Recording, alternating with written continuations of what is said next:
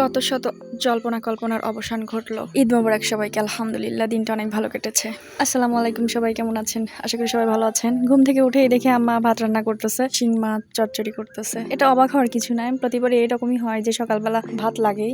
ভাত রান্না করার পর সিমাই রান্না করেছে, আমি অল্প একটু ভাত খেয়েছি, ভাত খাওয়ার পর একটু সিমাইও খেয়েছি। সিমাই ছাড়া আসলে ঈদ ইনকমপ্লিট মনে হয়। ঈদ ফিল করতে হলেও সিমাইয়ের দরকার। একটু খেলাম আমি, আর ভাগ্নিকেও একটু খাইয়ে দিলাম। সারা বছর অতটাও আমি সেমাই পছন্দ করি না, কিন্তু ঈদের দিন অল্প একটু হলেও খাই। আমার চাচাতো বোন, চাচাতো ভাই, ভাগ্নি সবাই ঈদগাহ মাঠে যাবে, এই কারণে সবাই সাজুগুজুতে খুবই ব্যস্ত। সাজিয়ে দিচ্ছে আমার ছোট বোন আর আমার চাচাতো বোন।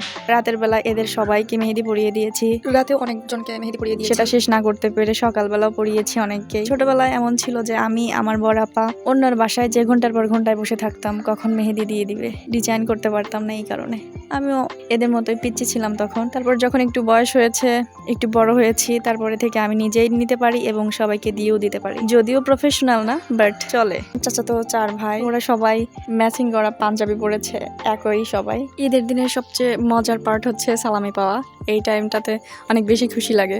এরপরে আমি আমার ছোট বোনকে মেহেদি পরিয়ে দিলাম। সকালবেলা অনেক কাজকর্ম ছিল, ও সবগুলো সেরে মেহেদি পড়তে পড়তে বেলা অনেকটা হয়ে গিয়েছিল। মেহেদি পরিয়ে দেওয়ার পরে আমি নিজে একটু মেহেদি পরলাম। মেহেদি পরা হয়, নতুন জামা পরা হয়, কিন্তু সেই ছোটবেলার মতো আনন্দ কেন জানি হয় না। কোথায় যেন সেগুলো মিসিং। তো যাই হোক, এক সংসারের জিনিসপত্র নিয়ে আমার ভাগ্নি মাঠ থেকে চলে এসেছে।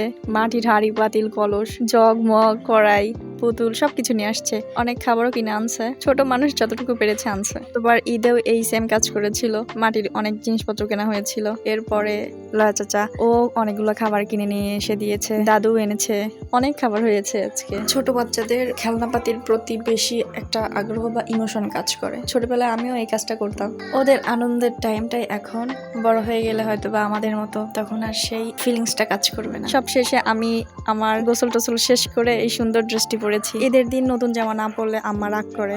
এর মধ্যে ওই মানুষটার কোনো অবসর নেই। আবার খিচুড়ি রান্না করেছে, খাসির মাংস রান্না করেছে। খিচুড়ির সাথে মাংসটা আমার ভীষণ পছন্দ। পরে একটু খেলাম। কেক রেঁধে করে কত শত প্ল্যান করা ছিল, সবকিছুর অবসান ঘটলো আজকে। আলহামদুলিল্লাহ, সব মিলে দিনটা অনেক ভালো কেটেছে। 1 মাস রোজা রাখার পরে এই দিনটা অনেক খুশির একটা দিন। সবার ভালো কাটুক সেই কামনাই করি। এরই মাঝে আমার হাজবেন্ড চলে আসছে। ও ওদের বাসায় ঈদ করেছে, আমি আমাদের বাসায় ঈদ করেছি। নামাজ পড়ে এখানে চলে আসছে। সবাই ভালো থাকবেন, ভালো রাখবেন, ভালোবাসার মানুষদেরকে খেয়াল রাখবেন। দেখা হবে নতুন কোনো ভিডিওতে। সবাইকে ঈদ মোবারক। আল্লাহ হাফেজ।